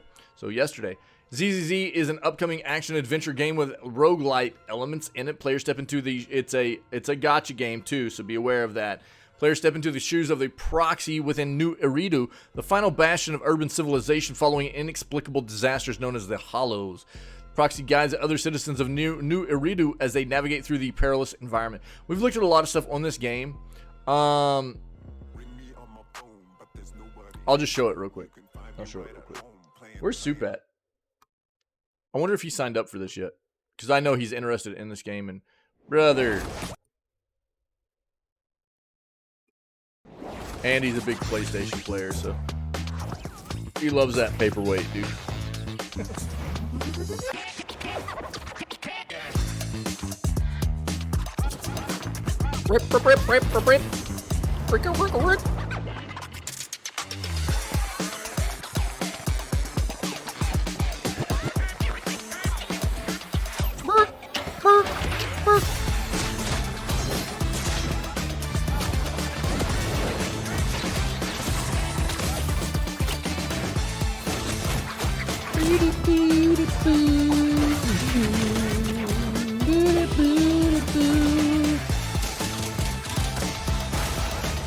I'm gonna play this. I'm gonna have Soup feed my gotcha addiction. That's what I'm gonna do.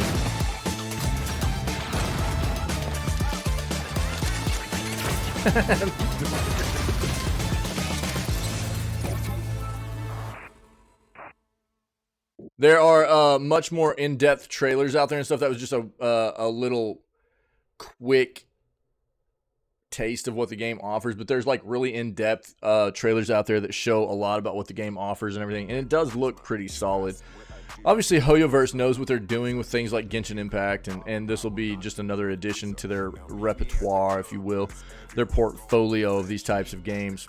These are all the steps to take to get in on the PS5 technical registration or the technical testing of the game. So I'll link this if anybody's interested, okay? Pinky's brain just shut down after having to watch that trailer for the 51st time today. Not the Triple Z, but the whatever that shooter one was. Best trailers from the Triple I Indie Game Showcase. We might not need to look at both of these. We'll go with The Verge first, and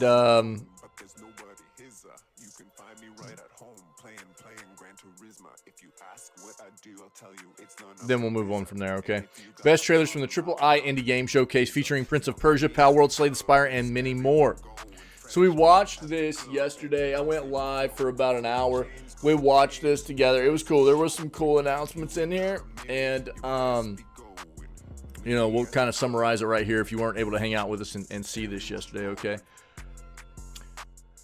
Yeah, there's a new video game showcase on the block, the Triple I Initiative. A play on the term Triple A, referring to Blockbuster Games, is a Nintendo Direct style event focused directly on indie releases from studios like Megacrit, Red Hook Studios, and Evil Empire.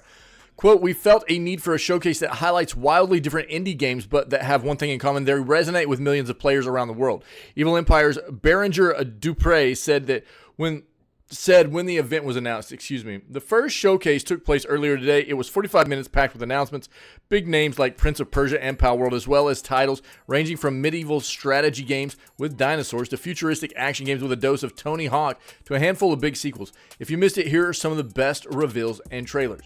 Let me say this. What I said yesterday when we finished watching this too was it was, in my opinion, a very good showcase. I can't tell you how many times we watch showcases together here in the channel because I'm all about that. We love watching showcases here. We love staying up to date with what's going on, right? We like to know what's happening in the world of video games. So we watch most of the major showcases happening throughout the year together. What is always really, really brutal to deal with are the showcases that are filled with bullcrap fluff material. It is so difficult. It makes me want to just fall asleep.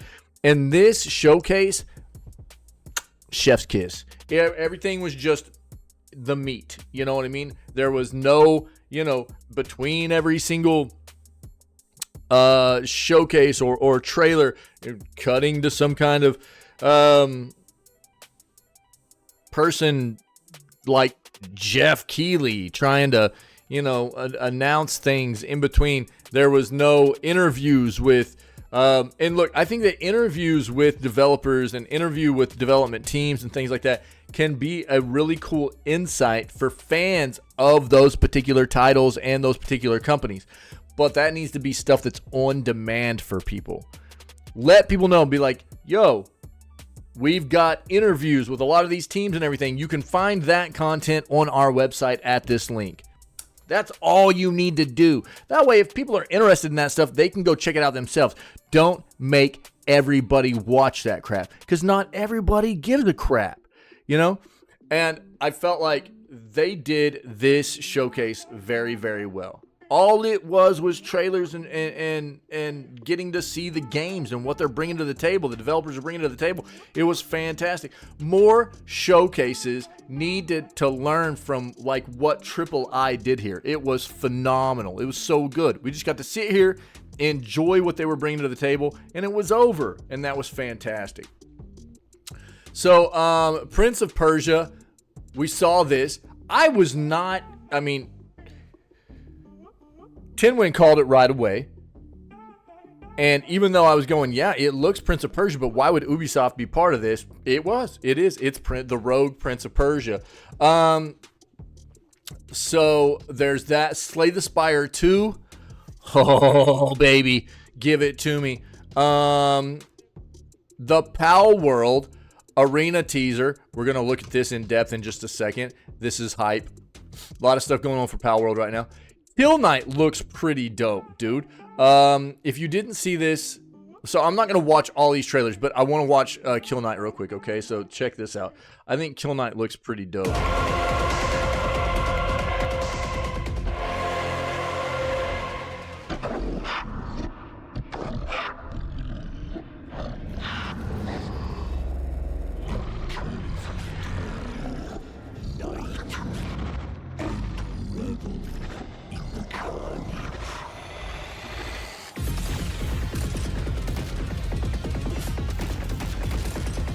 Yes. Yes. Give me more.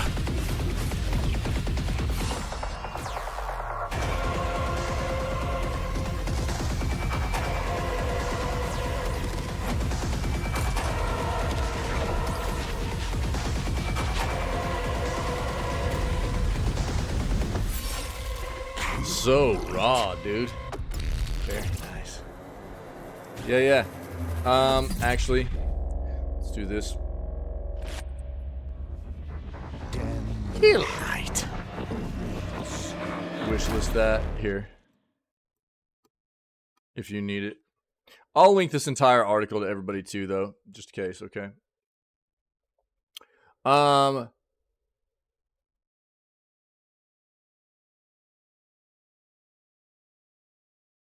Gestalt, Steam, and Cinder. I don't remember what this one was. Let's watch this real quick. Oh, yeah, I do. Yep. I'll let you watch it. Hyperlight Breaker, we've seen many times. Yes, Hyperlight Breaker. The next entry from Hyperlight Drifter. You know, much in the same way we saw things like, take for instance, Helldivers. Helldivers was more of a, you know, a top-down viewed kind of game. And then they changed to Helldivers 2 with the third-person perspective. Same thing that's happening here with Hyperlight Drifter into Hyperlight Breaker. It was previously the first entry was a top-down perspective kind of game, and now you're getting more into that third-person perspective styled gameplay scenario. It's kind of interesting. It looks good. It does look good. Vampire Survivors with Contra. Very cool. Yep. Never Alone 2. Very cool. This has its roots in a lot of Inuit culture, and that's very, very neat, you know? So I watched my kids play this whenever Never Alone was relatively newer, and they enjoyed playing this game together. It was cool. I got to watch my kids play this together. And my daughter even heard me talking about this yesterday whenever it was announced during the Triple I. She was hanging out in the room next to me, and she heard me announce this, and she's kind of stoked about Never Alone 2. So this was a kind of a cool one here. Undermine 2 as well. Undermine is supposed to be a very good game. Undermine 2, that was a cool announcement also. This game didn't look like there was much gameplay in the trailer. It looked more cinematic. Yeah, I think Jet Set Radio. I think you're doing graffiti while I don't know if you're flipping, got hover shoes on, you're grinding around a city. I don't know what's going on necessarily, but it's got that same vibe to it. Broken Roads. This game I'm hyped about. I've seen this before. It got showcased again yesterday, and I am really interested in what this game's going to be like. Broken Roads is a post-apocalyptic, narrative-driven RPG set in the desolate beauty of the vast Australian outback. To survive, you'll have to make tough choices guided by the moral compass, an all-new alignment system that will test your worldview against nihilist, humanist, utilitarian. So I'll tell you, I immediately, whenever I see this, it makes me think of Disco Elysium, right? You think of Disco Elysium with its choices matter. It's very, very heavy choices matter. The difference being Disco Elysium was not combat based, right? Disco Elysium was just purely like in more of an investigative kind of scenario. It was based on all, you know, rolls and dice checks and stuff like that. And then you had to deal with the choices matter scenarios, right? This obviously has a lot of choices matters in it, but it's also a combat-based game. So I'm really interested in what that mashup could be like and bring to the table, as long as it's done well, right? And Machiavellian ideas. Become a hired gun, a jackaroo, a surveyor, or a member of a barter crew. And discover their unique attribute bonuses, starting skills, and reputation within the world. Form bonds with a diverse cast of companions, each with their own moral leaning and ideal outcome for the many challenges you'll face on your journey across Western Australia. If I can't get a flipping wombat on my team, dude, or a Joey, I'm going to be pissed. Broken Roads is available now. Just want a little kangaroo or a wombat. And that wombat better be pooping little blocks, too. If you don't know what I'm talking about, go look up wombats poop little, like, cubes. They poop cubes. It's weird. Just a little gee whiz for you. This game looks I'm really, really interested in Broken Roads, dude. Really interested. It's out now on PC. Wait, what? It's already out? Shut your mouth.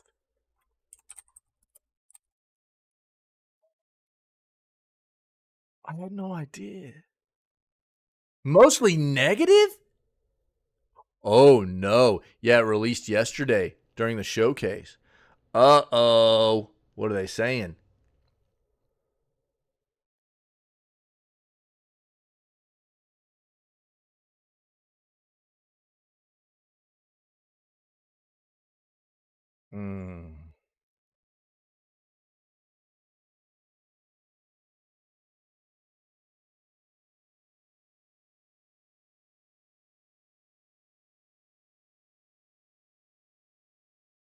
Not only the roads that are broken in this game. 8.2 hours. Pretty much every mechanic is not well implemented. Combat is awful. No reason why sometimes you can't target an enemy. Play behind scenery. Only have outlines of dead enemies on top of one still active. Can't rotate the map to see what's going on. Oh, Jesus. Sometimes you get thrown to a fight just because you enter a new location. What a mess. You could think the story would save this, but no. It's very boring. Morality system is genius, but once again, not well implemented. And the story will take you through, no matter what choice you make, because you have to go there to make the story progress. Only difference is the type of answer you can give, but overall, the choices don't have the impact they should. God, that sucks.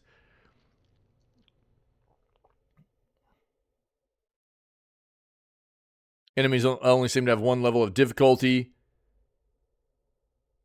Very tough at the beginning. After level 12, they become super weak. That sucks. Can't keep track of quests correctly. Hitboxes are wonky. Voice acting is bad. Yeah. That's what I was saying, dude. Like, if it was implemented well, this premise seemed very, very good. But apparently they have a lot of issues right now, unfortunately. Feels bad, man.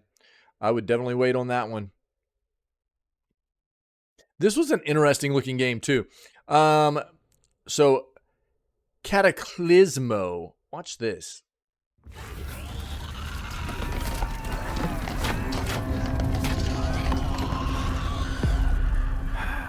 It was not always like this. Our empire was lost to centuries of mist. Did we overuse the Perlas? Their infinite power? Maybe. I like the art style. The horrors were born. It's pretty. That day, the Cataclysmo began. We sought refuge on the peak, and we grew stronger there.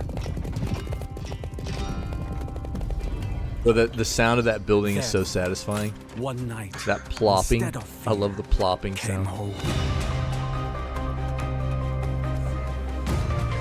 She bent the Perlas to her will. With her, we Minecraft stood 2. Yes. unbreakable.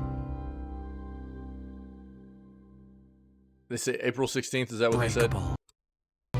Unbreakable. July 16th. My bad. July 16th. Yeah.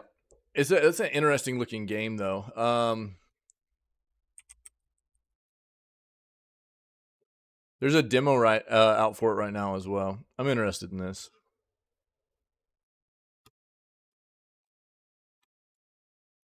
With the plopping noise, Minecraft 2, yeah. This is a really neat looking one too. Leysara Summit Kingdom. For those of you that like the whole like city builder games, right? The city builder games with like the strategy incorporated with it, stuff like that. This looks like a really interesting kind of premise here. Take a look at this. This is really neat.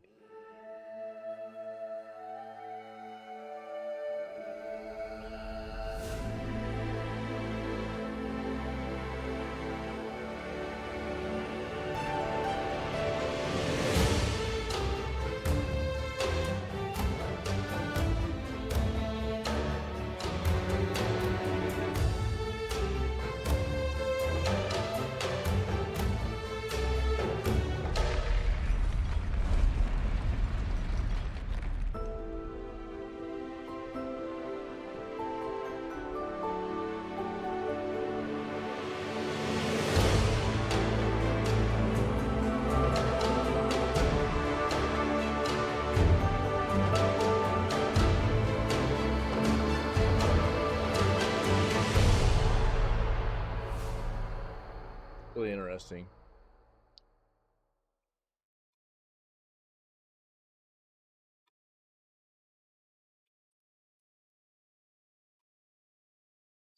Mostly positive right now, 76%. It came out yesterday, along with the III initiative. So if this is your kind of jam, it might be worth taking a look at. Yeah. There you go. Dino Lords. I've got to say, this one did not appeal to me that much, but I'll let you take a look. I'll link this to you. Nor did this one. Let's School. You know, managing a school is just, yeah. It's right up there along with the lines of like, you know, being a gas station attendant or, you know, doing a farm simulator or something like that. It doesn't appeal to me, but to each their own. I'll let you look at it. Streets of Rogue 2. This looks like kind of a top-down Grand Theft Auto game, like the with a more of a think along the lines of like a Hotline Miami vibe. You know what I mean? But maybe a little bit more cartoony. Oh, this is cool too. Mouse, Spike D. Yeah, this is that new first-person shooter game coming out that looks kind of wild. Take a look at this. Ladies and gentlemen, we have an announcement to make. In a brave new world, anyone can be whoever they want to be. And nothing says you more than a can of healthy spinach. Spike D, with its special secret ingredient. Kids, remember your 5 a day. Spiked spinach.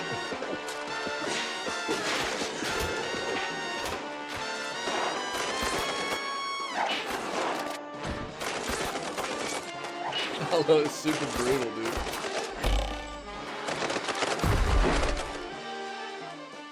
Looks cool. Looks cool. Yeah.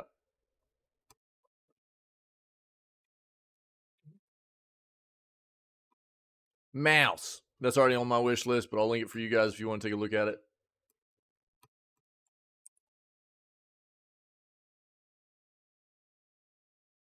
And that's really the majority of what was shown yesterday, according to The Verge. So if you want to take a look at some of the ones that I didn't show right there, then there's your link to this article. All right.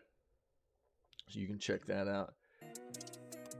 Along with what was shown yesterday, again, we had the Pocket Pair showcased a really, really quick look at what is going to be coming for their Pal World PvP Arena implementation, right? So, developer, which would be Pocket Pair, revealed PvP mode to be added to Pal World later this year. Extra tasks are coming to your hardworking, overworked pals. Let's go. Wednesday's III Initiative Showcase brought one piece of good news after another. This time it's about this year's indie gaming sensation Pal World. The game is set to enrich its gameplay experience with the introduction of an arena player versus player mode later this year. Yeah. The new mode was teased in a short video during the showcase. Let's take a look at it real quick. It is very, very quick.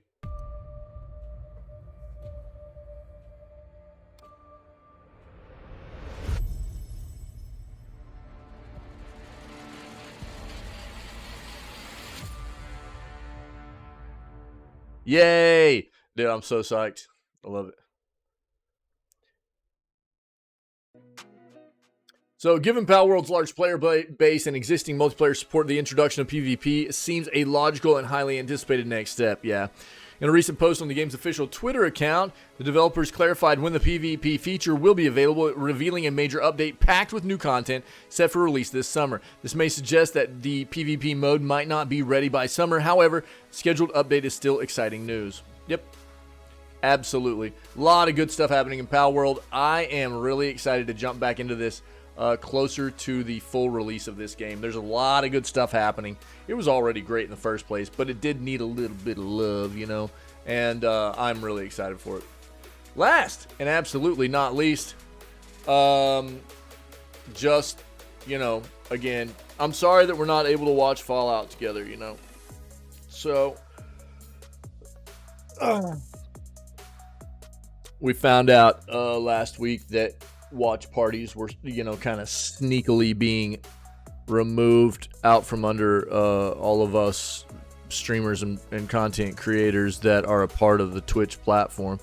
And it felt terrible, especially for us here in this community, as we had been planning on watching Fallout together from the beginning of the year. We made our schedule at the beginning of January. As soon as the year turned over, we had been planning on watching Fallout ever since we knew what the date was.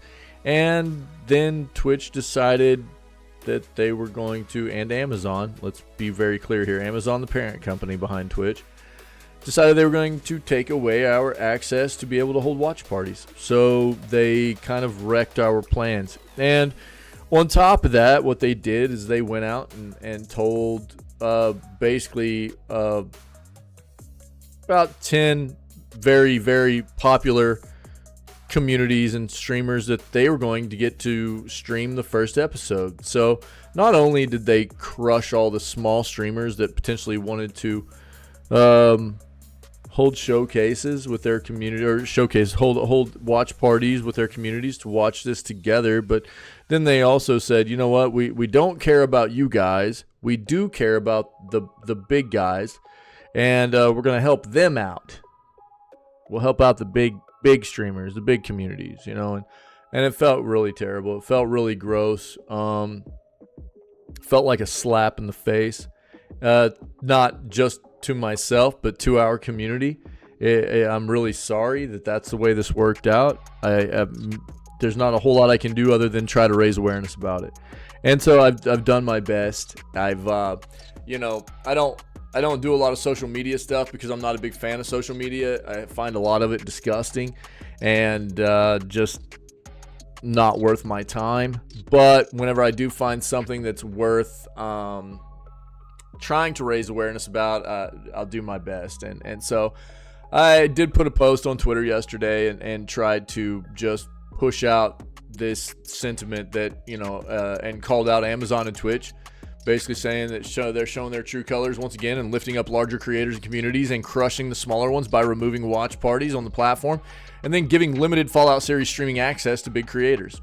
And I've got an entire video, almost 14-minute video, where we talked about initially finding out that this was the case, and in one of our video gaming news segments, or our video gaming news segment on the 7th of April. So, you know, I'll apologize to everybody that's part of our community that this was something we had planned for a long time, and it's no longer something we're going to be able to do and have fun with together. My hands are tied, really, and it feels terrible, and the best I can do is call these companies out, you know. So I don't know that it's going to make much of a difference, probably not, but I'll do everything I can to raise awareness about how bad this feels for myself, how bad it feels for us, and I'm sure how bad it feels for all the other smaller content creators and smaller communities out there that get overlooked, and you know, that these corporations just could give a crap less about. You know, it feels bad, it's terrible, and you guys know me, man. I'm not gonna shut my, you know, I'm a very vocal person when it comes to this kind of stuff, and I'll just do my part. You know, this is about the best I can do, and hopefully some other people will have some, it'll raise their awareness about this kind of stuff happening and how bad it feels for a lot of us smaller creators and smaller communities on the platform. So I'm sorry, it sucks, and I feel bad about it. There's just not much I can do, you know, so I'm sorry. But that's the jam, man. That's the jam. We're gonna have a great day, even though we're not gonna get to watch Fallout together. We're gonna play more Dragon's Dogma 2. We always have a great time. We'll make the best of it. We always do. You guys rock. You always help me to have an amazing time here, and we're gonna have a great time playing games like we normally do. Even though it's not what we had on the agenda for the first 3 months of the year planned for today and tomorrow. It is what it is, and we'll be agile in this and have fun anyways, because we get to spend time together, and that's what this is all about, man. So on the whole Fallout thing, I would say we can try to find a way to watch it together if you guys want. It was kind of a bad perfect storm for me trying to figure out how we might be able to still do something together to watch it together, because I'm in this like kind of crunch situation right now of getting prepared to go on vacation and everything too.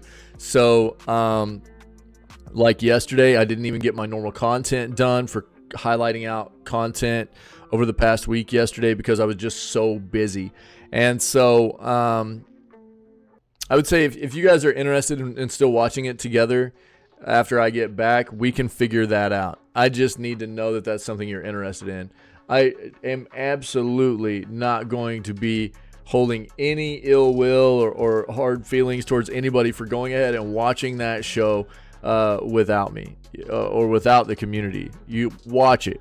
Go watch it. It's apparently very good. It looked like it was going to be good, which is why I was interested in watching it with everybody that was interested in watching it together. I thought it was going to be a cool experience, and we would have fun with it. It's just unfortunate that Twitch kind of ruined that experience for us. But by all means, you do you. Watch it. Have fun with it. Enjoy the Fallout show. And I'll just hold off for a little bit and find out, you know, if I get people contacting me and going, you know, through the stream today or on Discord or whatever, going, yo, let's still try and watch this together after you get back or something like that, then I'll hold off. I have no issue doing that. That's not a big deal for me. But I don't want other people feeling like they need to wait for me or anything either. I want you guys to enjoy it. If you want to go ahead and watch it, you do that. Okay, just do that. But we'll talk about it as we move forward with today and we play games and stuff. So awesome video gaming news segment. It was nice to be able to go live a little bit yesterday. I don't normally get to go live on Wednesdays, so we got to watch that triple I. Let's be very clear, triple I initiative, and got to see everybody for a little bit yesterday. So everybody that came and hung out and watched the special event yesterday, thank you. It was a good time, and the news segment today was very good as always. Thank you guys, I appreciate it. So to everybody that's always here and a part of what we do and contributing to these articles and these issues and these topics that we cover and giving me information, topics that I might not have found otherwise, thank you very much. I appreciate it. If anybody's out there that is not familiar with what we do, you might be lurking right now watching live. You might be watching this as a VOD later on. We start all of our streams off live 6 days a week. We're not live on Wednesdays, but every other day of the week we are live. We start at 6 a.m. CST, CDT, that's 7 a.m. Eastern or 4 a.m. Pacific time.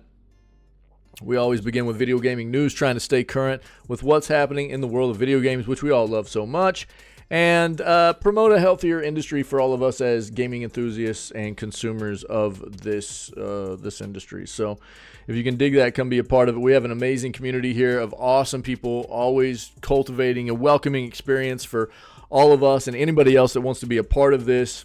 The community is always about being void of negativity, toxicity, being civil about things, understanding that it's okay for us to be different as people, welcoming, inclusive, and just spreading good vibes, man. So if you're good peoples with good intentions and you know, you're just about having a good time enjoying video games, then I would prompt you to just come hang out with us and experience this amazing community with so many awesome people, you know. Other than that, man, you guys stay healthy, stay safe, be kind. We've got tomorrow's video gaming news segment that will be happening for April 12th, but that will be the last stream for the next week. I have a vacation coming up. The stream will be down from the 13th through about the 19th or 20th, so be prepared for that. Just be ready for that. The stream will be down for roughly a week. I've been announcing it over and over. It's all over the place, and I will continue to do so. I hope that everybody has an amazing time while I'm gone. I'm going to miss everybody. I love doing this. I love being here every single day that I'm able to be here. It's my therapy, dude. I love hanging out with all of you guys and doing this on the constant. But, you know, having a little bit of time off to spend with the family, doing some vacay is going to be nice too. So I will miss you guys, but we've got 1 day left tomorrow before I head out. So don't forget, we still got 1 day left after today. So we're going to move on. We're going to play some video games for the rest of the day, which will be day 16 of Dragon's Dogma 2. I'm going to run us an outro to kind of sum up this video gaming news segment right now. I'm not going anywhere. We're staying live. I'm just going to run this outro, and as soon as it's over, I'll be right back up here, and we will get prepared for playing games for the rest of the day. Cool? You guys rock. Thank you. I will be right back.